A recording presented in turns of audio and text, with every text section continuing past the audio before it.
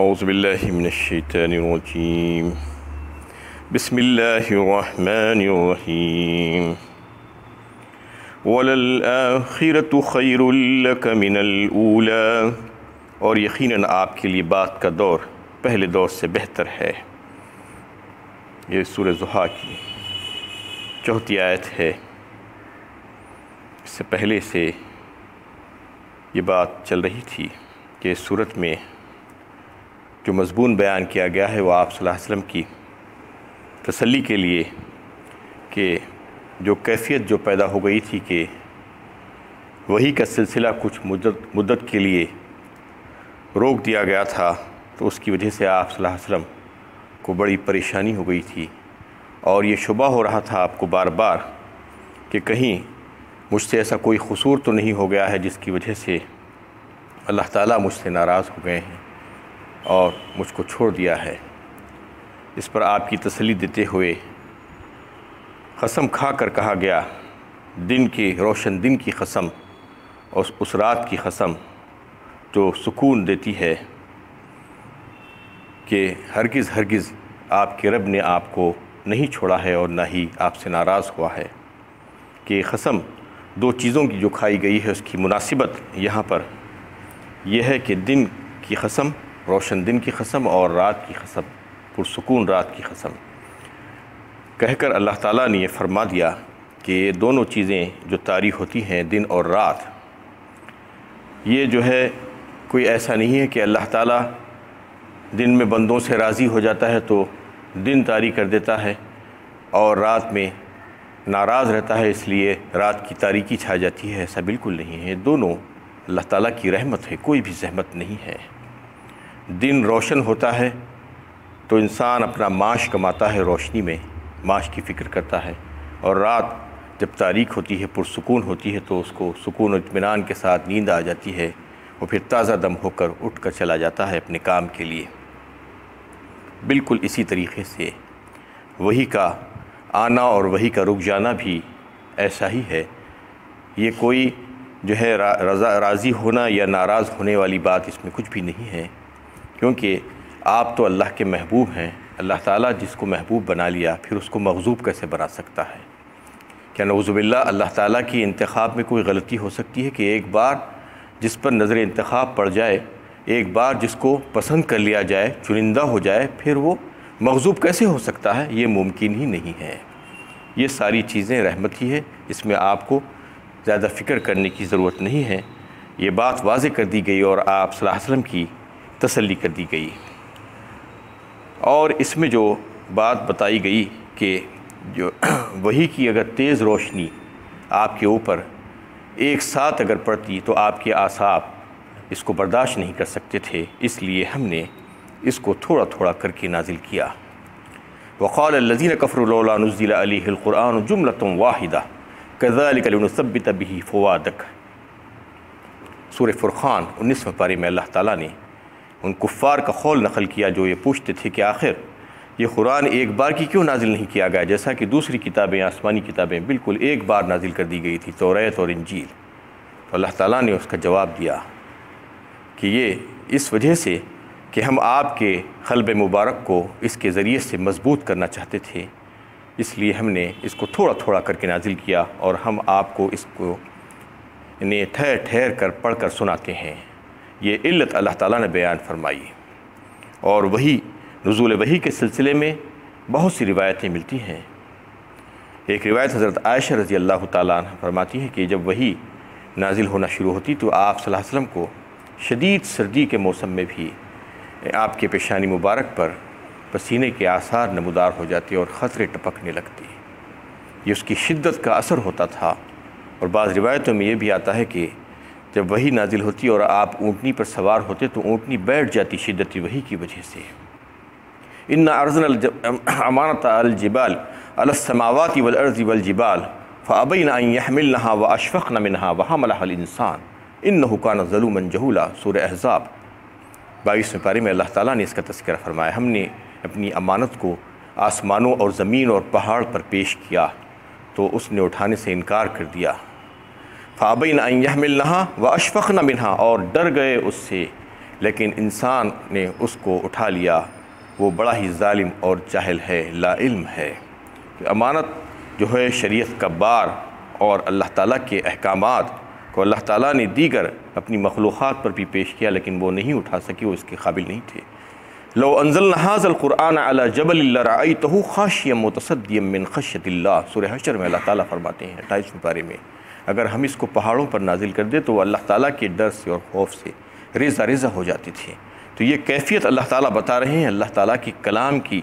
یعنی شدت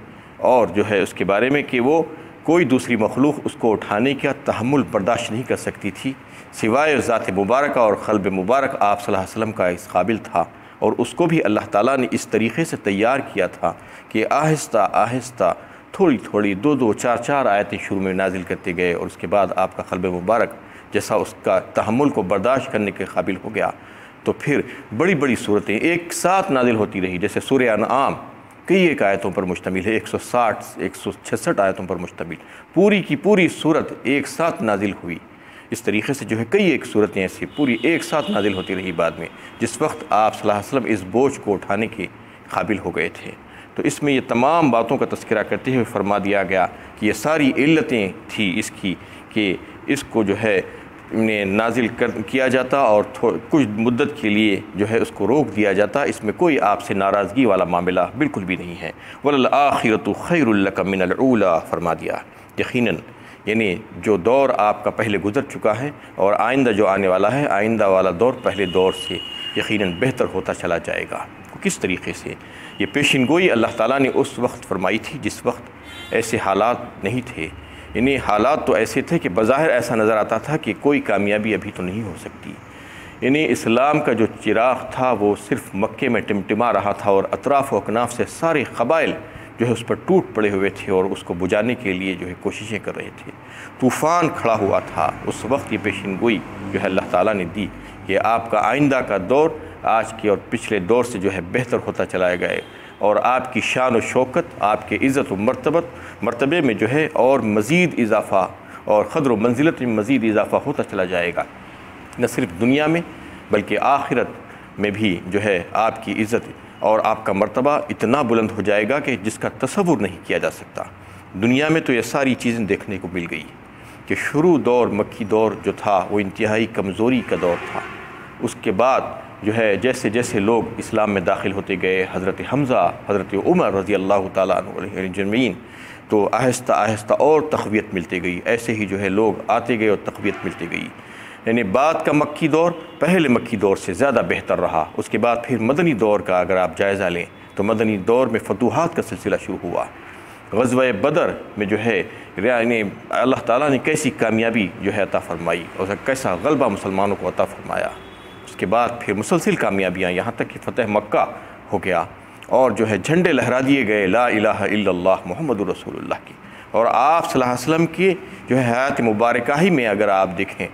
تو سارے جزیرۃ العرب کو جو ہے فتح کر لیا گیا، اور جو ہے یمن اور بحرین جو ہے فتح ہو گئے، اور بڑی بڑی سلطنتیں روم کے جو ہے کچھ سرحدی علاقے جو تھے، جو ملک شام وغیرہ، وہ جو ہے اسلام میں داخل ہوئے۔ اسی طریقے سے سلطنت فارس کے جو ہے کچھ علاقے تھے جو عراق وغیرہ کے، وہ بھی جو ہے اسلام میں داخل ہوئے۔ یہ آپ صلی اللہ علیہ وسلم کی حیات مبارکہ ہی میں ہو گئے تھے، اور بڑی حد تک ایشیا، یورپ اور افریقہ کے جو ہے ممالک کے جو ہے کچھ بہت سے حصے اسلام میں داخل ہو گئے تھے، اور اسلام کا بول بالا جو ہے ساری دنیا میں، اس کا اثر ساری دنیا میں پھیلتا جا رہا تھا۔ یہ عظیم انقلاب جو ہے آ رہا تھا اسی وقت، اور جو ہے 23 سالہ زندگی میں آپ صلی اللہ علیہ وسلم کی اگر دیکھیں تو کیسا جو ہے انقلاب پیدا ہوا تھا، کیسی تبدیلی آ گئی تھی، اور نہ صرف لوگوں کے دل جھک گئے تھے جو ہے بلکہ ان کے دل مسخر ہو گئے تھے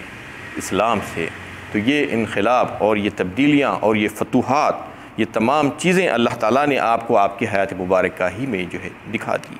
یہ باتیں جو ہے اللہ تعالیٰ نے جو ہے یہ دی تھی، آپ کو پیشین گوئی فرمائی تھی کہ وَلَلْآخِرَةُ خَيْرٌ لَكَ مِنَ الْأُولَىٰ کہہ کر یقیناً آپ کے لیے بعد کا دور پہلے کے دور سے بہتر ہوگا۔ وَلَسَوْفَ يُعْطِيكَ رَبُّكَ فَتَرْضَىٰ فرمایا، اور ان قریب آپ کا پروردگار اس قدر عطا کرے گا کہ آپ خوش ہو جائیں گے۔ یعنی جب اللہ تعالیٰ نے وعدہ فرمایا کہ ہم اے ہمارے حبیب آپ کو اتنا دیں گے کہ آپ راضی ہو جائیں گے اور خوش ہو جائیں گے، تو آپ صلی اللہ علیہ وسلم مچل گئے اور آپ صلی اللہ علیہ وسلم نے کہا کہ میں راضی نہیں ہوں گا جب تک کہ میرا ایک بھی امتی جہنم سے نکال دیا نہیں جائے گا اور جنت میں داخل نہیں کر دیا جائے گا۔ تو ہمیں چاہیے کہ ہم صحیح معنوں میں امتی بن جائیں۔ امتی کون ہیں اصل میں؟ سب کے سب امتی نہیں ہیں۔ یہ لوگ خوش فہمی میں مبتلا ہونے کی ضرورت نہیں ہے کہ سارے مسلمان امتی ہیں۔ امتی ہونے کے لیے کچھ شرائط ہیں۔ آپ صلی اللہ علیہ وسلم کی اتباع اور اطاعت ضروری ہے، لازم ہے امتی ہونے کے لیے۔ اگر کوئی صرف دعویٰ کرتا ہے تو وہ امتی نہیں بن سکتا۔ آپ صلی اللہ علیہ وسلم کی اتباع اور اطاعت ضروری ہے۔ من یطیع الرسول فقد اطاع اللہ فرما دیا، جو رسول کی اطاعت کی بس اس نے اللہ کی اطاعت کی۔ تو آپ صلی اللہ علیہ وسلم کو نمونے کے طور پر سامنے رکھ کر، آپ صلی اللہ علیہ وسلم کے طریقوں سے محبت کرتے ہوئے، آپ صلی اللہ علیہ وسلم کی سنتوں پر چلتے ہوئے اپنی زندگی گزارنا اور اتباع اور اطاعت کر کے اپنی زندگی کو گزار دینا، یہ امتی ہونے کی نشانی ہے۔ اور یہ امتی کے لیے آپ صلی اللہ علیہ وسلم کا وعدہ ہے اور اللہ کا وعدہ ہے کہ ان کو جو ہے جنت میں داخل فرما دیں گے۔ الم یجدک یتیما فآویٰ، کیا اللہ تعالیٰ نے آپ کو یتیم نہیں پایا پھر آپ کو باعزت ٹھکانہ فراہم نہیں کیا؟ پھر اس کے بعد اللہ تعالیٰ سوالیہ انداز میں پوچھ رہے ہیں کہ ہم آپ کو کیسے چھوڑ سکتے ہیں، ہم آپ سے کیسے ناراض ہو سکتے ہیں، جبکہ ہم نے آپ کو پیدائش سے آپ کے اوپر مہربانیاں کی ہیں۔ آپ یتیم پیدا ہوئے تھے، ہم نے آپ کا لحاظ کیا، آپ کی پرورش، آپ کی خبرگیری بہترین انداز میں کی اور آپ کی پرورش کا ایسا شاندار انتظام کیا کہ پہلے تو والدہ ماجدہ آپ کو 6 سال تک آپ کی پرورش کرتی رہی، اس کے بعد آپ 8 سال تک جو ہے اور مزید 2 سال آپ کے دادا عبد المطلب جو ہے آپ کی پرورش کی۔ اس کے بعد جب ان کا بھی انتقال ہو گیا تو آپ کے چچا ابو طالب جو ہے آپ کی پرورش کا اور آپ کی کفالت کی ذمہ داری لی، اور اتنی بہترین طور پر جو ہے کفالت اور پرورش کی کہ کوئی باپ بھی جو ہے اپنے بیٹے کی کیا جو ہے کفالت کر سکتا ہے، کیا اتنی محبت کر سکتا ہے اس کے ساتھ۔ یعنی وہ سلسلہ آپ کی نبوت کے 10 سال بعد تک بھی چلتا رہا، اور ہمیشہ ہر موقع پر انہوں نے جو ہے آپ صلی اللہ علیہ وسلم کی مدد کی اور حمایت کی، دشمنوں سے آپ کی حفاظت کی۔ تو یہ اللہ تعالیٰ بتانا چاہ رہے ہیں کہ آپ یتیم پیدا ہوئے تھے، ہم نے آپ کی کفالت کی ذمہ داری اور آپ کی خبرگیری کی ذمہ داری اور آپ کی پرورش کی ذمہ داری لے لی تھی، اور ایسا ہی ہم نے آپ کے اوپر احسان کیا۔ آپ ہمیشہ سے ہمارے نور نظر رہے اور ہم نے آپ کو کبھی بھی نہیں چھوڑا۔ وَوَجَدَكَ ضَالًّا فَهَدَىٰ، اور آپ کو ناواقف راہ پایا اور ہدایت بخشی۔ اور پھر ایک بات آپ کو کہا جا رہا ہے کہ آپ ناواقف راہ تھے، ہم نے آپ کو ہدایت بخشی۔ ضالًا کا اصل مطلب تو یہ ہوتا ہے کہ گمراہ، لیکن یہاں پر اس کا مطلب گمراہ نہیں ہے، اس سے مراد ناواقف راہ ہے، اس لیے کہ آپ صلی اللہ علیہ وسلم شروع ہی سے جو ہے گناہوں سے پاک آپ کی زندگی تھی، اور آپ صلی اللہ علیہ وسلم اللہ تعالیٰ کی توحید کو مانتے تھے اور اللہ تعالیٰ کی وحدانیت کے قائل تھے، اور آپ صلی اللہ علیہ وسلم اس بات کے جو ہے قائل تھے کہ اللہ تعالیٰ ایک ہے، لیکن آپ صلی اللہ علیہ وسلم کو دین حق کے بارے میں معلومات نہیں تھی اور اس کے احکامات کے بارے میں کچھ علم نہیں تھا۔ اس لیے جو ہے اللہ تعالیٰ نے یہاں کہا کہ ہم نے آپ کو ناواقف راہ پایا ہے تو پھر ہم نے آپ کو ہدایت بخشی۔ ما كنت تدری ما الکتاب ولا الایمان، سورہ شورى 25ویں پارے میں اللہ تعالیٰ نے خود فرمایا آپ نہیں جانتے تھے کہ ایمان کیا ہے اور کتاب کیا ہے، ہم نے آپ کو بتائی، ہم نے آپ کو سکھایا کہ ایمان کیا ہے اور کتاب ہم نے آپ کے اوپر نازل فرمائی، تو اس کے بعد آپ کو معلوم ہوا کہ کتاب کیا ہے، یعنی قرآن آپ کے اوپر نازل فرمایا، تو اس کے بعد آپ اس کو جاننے لگے اور دین کے احکامات جو ہے آپ کو معلوم ہوئے۔ وَوَجَدَكَ عَائِلًا فَأَغْنَىٰ، اور آپ کو نادار پایا تو مالدار کر دیا۔ یعنی آپ صلی اللہ علیہ وسلم جب پیدا ہوئے تھے تو آپ کے والد ماجد نے آپ کے لیے صرف ایک اونٹنی اور ایک لونڈی چھوڑی تھی۔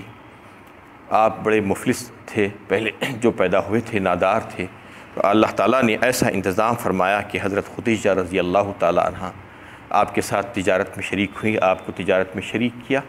اس کے بعد پھر آپ صلی اللہ علیہ وسلم سے نکاح بھی فرمایا۔ اس کے بعد ان کی جو ساری دولت تھی وہ ساری دولت آپ کو ملی، اس میں آپ کی محنت اور آپ کا جو صلاحیتیں تھیں وہ لگی ہوئی تھی، اس کی وجہ سے آپ مالدار بھی ہو گئے۔ تو اللہ تعالیٰ نے فرمایا کہ ہم نے آپ کو مالدار کیا جبکہ آپ نادار تھے۔ یہ ساری نعمتیں دینے کے بعد اللہ تعالیٰ فرما رہے ہیں فَأَمَّا الْيَتِيمَ فَلَا تَقْهَرْ، آپ یتیم پر سختی نہ کیجیے۔ یعنی جو نعمتیں ہم نے آپ کو دی ہے، تو اگر کوئی یتیم آپ کے پاس آئے تو اس کے ساتھ اچھا اور بہترین سلوک کرنا۔ اور حدیثوں میں یہ بات آئی ہے کہ سب سے اچھا اور بہترین گھر وہ ہے جس میں یتیم ہو اور اس کے ساتھ اچھا اور بہترین سلوک کیا جاتا ہو، اور سب سے بدترین گھر وہ ہے جس گھر میں یتیم ہو اور اس کے ساتھ برا سلوک کیا جاتا ہے۔ اور کئی ایک روایتیں یتیم کے تعلق سے ملتی ہیں۔ آپ صلی اللہ علیہ وسلم نے انگلی کے اشارے سے فرمایا کہ یتیم اور میں جو ہے آخرت میں ایسے ہوں گے ایک ساتھ، یعنی تو اس کے ساتھ، یتیم کے ساتھ اچھا معاملہ کرنا، اس کو نہیں جھڑکنا، اس کے اوپر سختی نہیں کرنا، یہ حکم دیا گیا۔ وَأَمَّا السَّائِلَ فَلَا تَنْهَرْ، اور نہ سائل کو جھڑکیے۔ سائل کوئی بھی سائل ہو سکتا ہے، سائل کو مال مانگنے والا، دولت مانگنے والا بھی سائل ہو سکتا ہے، پیسہ مانگنے والا بھی سائل ہو سکتا ہے، مجبور اور محتاج، اور آپ سے جو ہے علم کا سوال کرنے والا بھی سائل ہو سکتا ہے۔ آپ سے قرآن سیکھنے بھی کوئی آ سکتا ہے، حدیث سیکھنے بھی آ سکتا ہے، کوئی مسئلہ پوچھنے بھی آ سکتا ہے، اور کوئی دنیا کا کوئی کام اس کے سلسلے میں آپ کی مدد کا جو ہے وہ طالب ہو سکتا ہے، آپ سے سوال کر سکتا ہے۔ تو کسی بھی قسم کا کوئی سوال اگر آپ سے کوئی کرے، اس کی محتاجی ہو، وہ حاجت مند ہو، تو اس کا جو ہے اگر آپ جواب دے سکتے ہیں، اس کی مدد کر سکتے ہیں تو کر دینا چاہیے، اور اگر نہیں کر سکتے ہیں تو اچھی طریقے سے اس کا انکار کر دینا کہ میں ابھی آپ کی مدد نہیں کر سکتا، ورنہ اس کو جھڑک کر گالیاں دے کر بڑھانا یہ کوئی اچھی بات نہیں ہے، اس سے منع کیا گیا ہے اس میں۔ وَأَمَّا بِنِعْمَةِ رَبِّكَ فَحَدِّثْ، اور اپنے پروردگار کی نعمتوں کا اظہار کیجیے۔ یہ ساری نعمتیں اللہ تعالیٰ نے آپ کو جو دی ہیں، یہ بتایا گیا ہے کہ اس کا اظہار کرنا۔ اظہار کرنے کا مطلب یہ ہے کہ شکر ادا کرنا۔ اللہ تعالیٰ نے جو نعمتیں انسان کو دی ہے، یہ بتایا جا رہا ہے اس میں کہ اس کی نعمتوں کا شکر کرنا چاہیے، اس کا اظہار کرنا ہے۔ شکر کرنے کا مطلب یہ ہے کہ اللہ تعالیٰ نے ہم کو جو نعمتیں دی ہیں، اس کی مرضیات کے مطابق وہ نعمتوں کو جو ہے استعمال کرنا، اس کی مرضیات کے خلاف اس کی معاصی میں استعمال نہیں کرنا۔ وآخر دعوانا ان الحمد للہ رب العالمین۔